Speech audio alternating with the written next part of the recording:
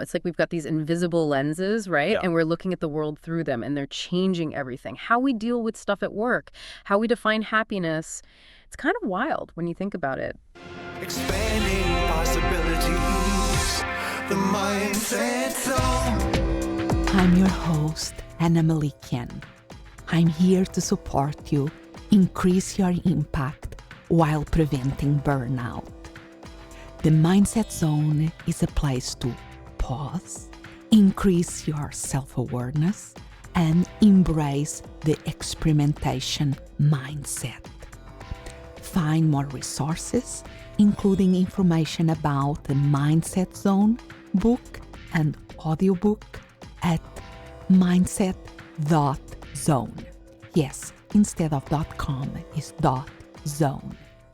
Today I have something a little bit different and kind of wild. Some of you know one of my things is to keep up a pulse on the developments of artificial intelligence technology, because I like to speak about the human side of it. How can we navigate this AI disruption?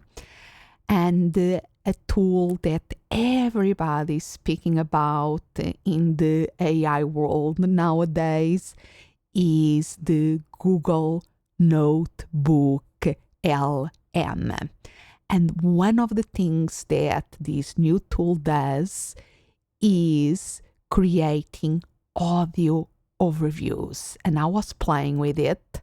I upload my book, The Mindset Zone, Actualize Your Human Potential, to it. And I got a very interesting audio overview that has a podcast format, the conversation between two hosts. So I decided, why not to publish here in my podcast and get your input. In terms of content, I think they got it 95% spot on, and is really thought-provoking. Hopefully will be a taster to get you curious about my book, The Mindset Zone, and also create a reflection about the power of these new AI tools. See you on the other side. Hey there. Ready to dive into this whole thing about mindsets? We're going deep into Dr. Anna Melikian's book, Mindset Zone, Actualize Your Human Potential. And it's not just about, thinking positive and hoping for the best.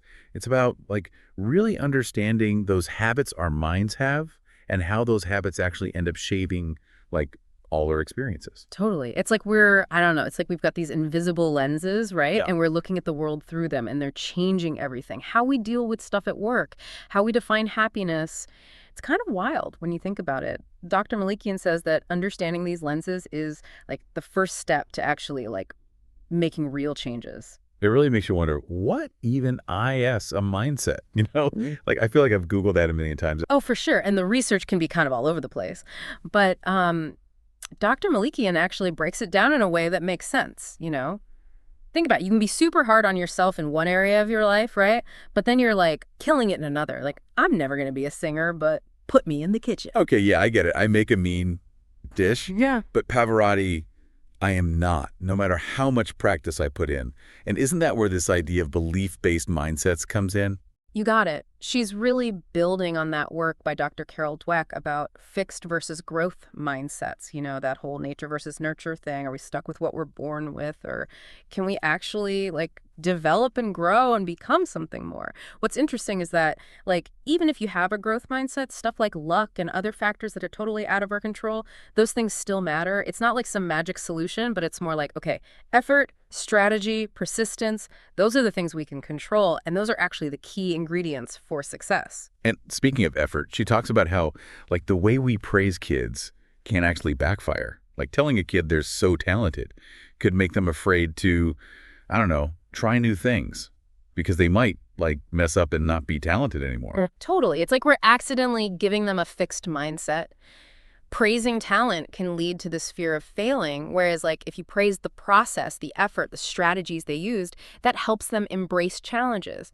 Then mistakes become oh, this is an opportunity to learn and figure it out. It's like that thing yet.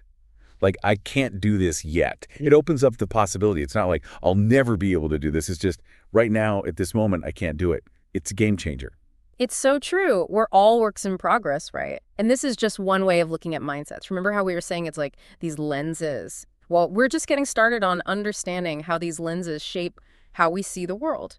Okay, so we talked about belief-based mindsets, but what about like the way our brains actually process information? Like, can we shift from thinking about what we believe to like how we think? This is where things get really cool.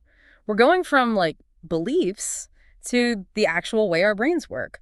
Dr. Melikian talks about two main information processing mindsets, deliberative and implemental. Think of them like two modes your brain can be in, you know? Deliberative is when you're like weighing your options, exploring all these possibilities, being open-minded.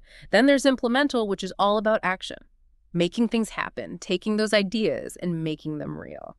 So it's like planning versus doing, kind of. Deliberative for the big dreams and implemental for taking action. But I don't know, I feel like it's so easy to get stuck in that planning phase. Yeah. You know, analysis paralysis, I've been there. Oh, absolutely. Dr. Melikian gets that. She actually gives some really good advice for like getting unstuck. She says we need to balance all that focus with, get this, periods of unfocus. Unfocus, what's that? It's basically just letting your mind wander. Okay, that is a serious light bulb moment for me. I'm totally guilty of that. I put things off because I'm not even sure where to start. So like, how do we get from that deliberative mode to, you know, actually doing stuff? Is there a technique? There is. It's called the WOP Method, and it stands for Wish, Outcome, Obstacle, Plan. It's about bringing structure to both the thinking and the doing parts, and it's shockingly simple. You start with a wish, right? So you clearly define what you want to achieve. Then you really picture the best possible outcome. Really tap into that, like motivational energy. Okay, I'm with you so far. Who doesn't love focusing on a great outcome? But then it gets real, right? It does. The next O is for obstacles. It's time to identify all those internal roadblocks that we all have that might trip us up. But that's where the P for plan comes in. You create these like if-then statements to tackle those obstacles head on. Like you're making a game plan for your goals. I love that. Hope for the best, prepare for the worst, but like in a way that makes you feel in control, not afraid. So, okay, we've covered beliefs and how our brains process information.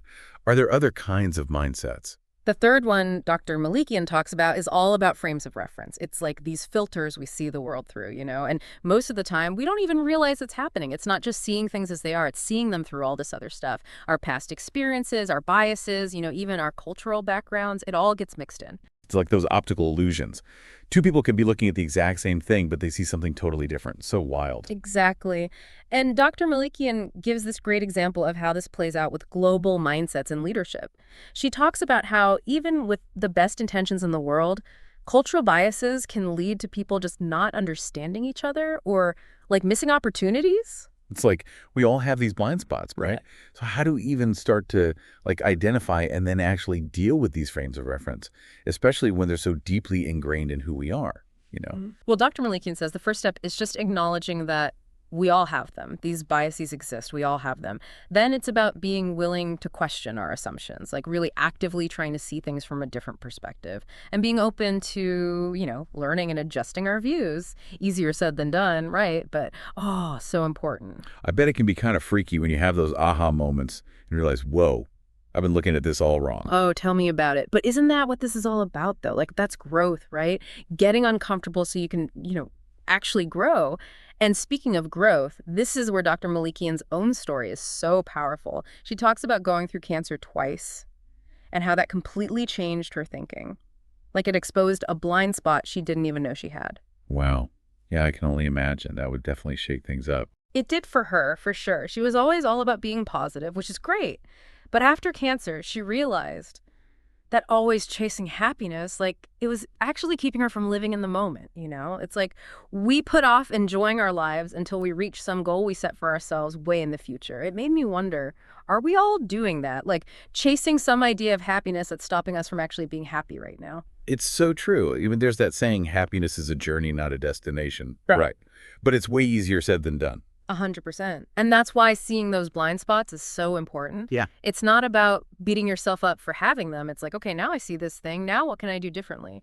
And the best part is this book doesn't just point out the problem. Dr. Melikian actually gives you tools to deal with these blind spots, which is amazing. Okay, so tell me more. What kind of tools? What are we supposed to do with these blind spots once we find them?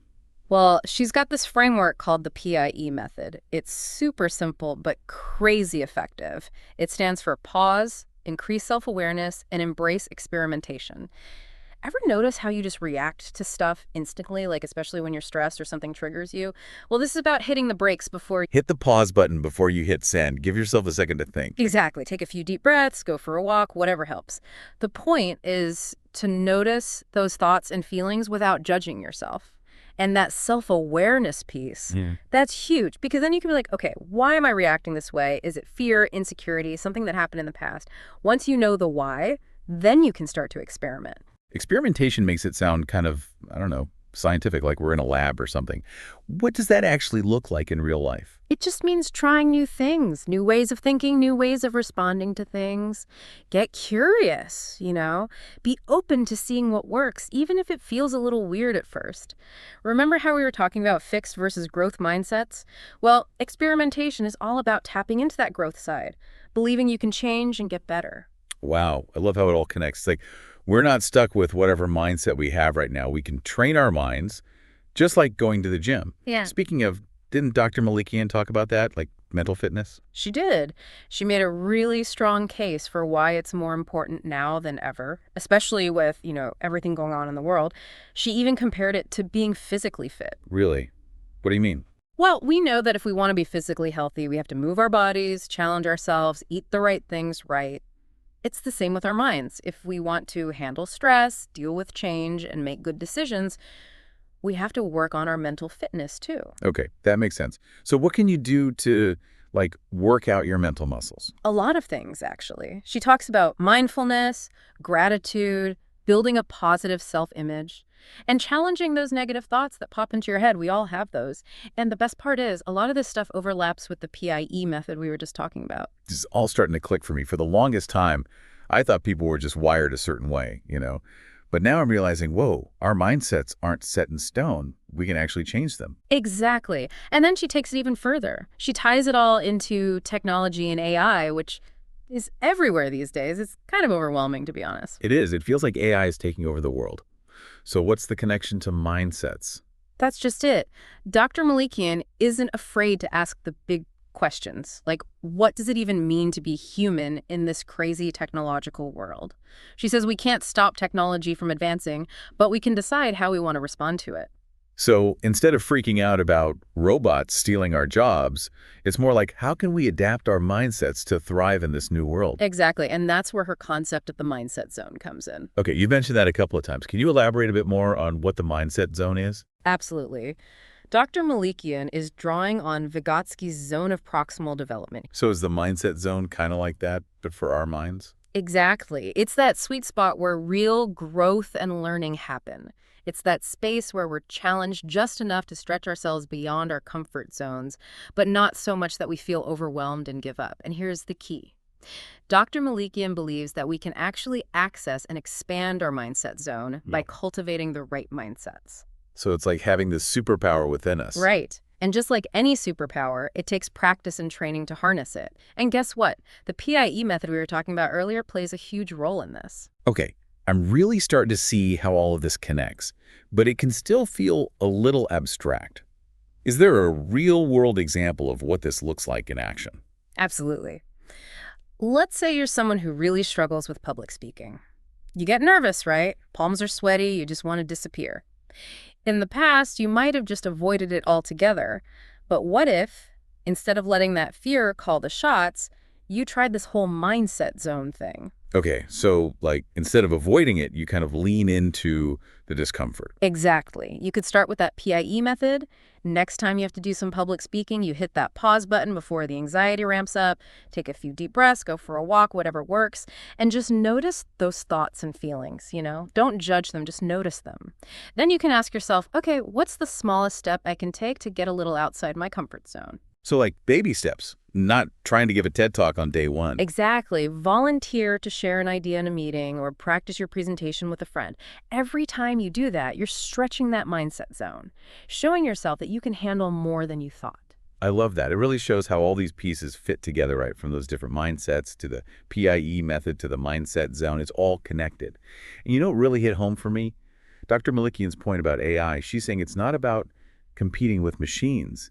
It's about embracing what makes us human. It's about recognizing how incredible our minds are. Yeah, technology might process information faster, but we can think critically, connect with people emotionally, be creative. It's like we've got this amazing gift, our brains, but no one ever gave us the instruction manual. That's a great way to put it. And I think that's what Dr. Melikian is trying to do, you know? Give us that missing manual, help us understand what we're capable of, and actually give us the tools to use our brains to their fullest potential. We're not fixed. We can change, we can grow our whole lives. It's a pretty amazing thing when you really think about it. It's not about finding the perfect mindset. It's about realizing we have a choice in how we show up in the world. Yeah. Even when things are tough or confusing or scary. Exactly. And that's why I think this book is so important right now. It's not just about crushing your next presentation or hitting some goal, although that's awesome. It's bigger than that. It's about realizing you have the power to shape your own experience, to deal with the challenges and the opportunities, and honestly, to just live a better life. So as you go through your day to day, think about this. What if you use this mindset zone approach for everything? Your to-do list, your relationships, your wildest dreams. What if you were a little less afraid of being uncomfortable, a little more open to trying new things? Because taking that first step outside your comfort zone, that's where the real journey begins. What will yours be? So, how do you feel? What do you think? What are you going to do? It's very interesting that in terms of feelings, there is this amazement and ickiness and this weird, all at the same time, these mixed feelings. And this, I find it very common when I speak about AI to somebody that don't know much about it. They usually have these mixed feelings. So if that is your case, you are not alone.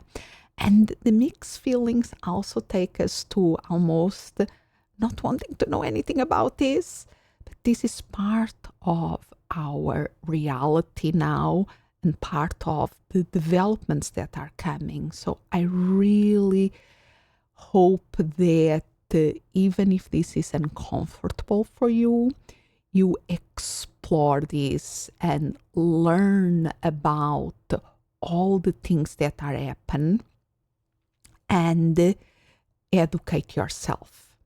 I will put more resources on the show notes, including some references that are the base of some of the work that I present in the book that the amazing AI hosts didn't refer to. So keep expanding what's possible. Expanding possibilities, the mindset zone. If you can think of a person who will find this episode helpful, please share it. Spreading the word about the Mindset Zone podcast is very powerful. For extra resources, including information about the book and audiobook, Mindset Zone, Actualize Your Human Potential, go to mindset.zone. Yes, instead of .com is .zone. As always, I'm so grateful that you are here. Expand what's possible for you, for the ones around you, for the world.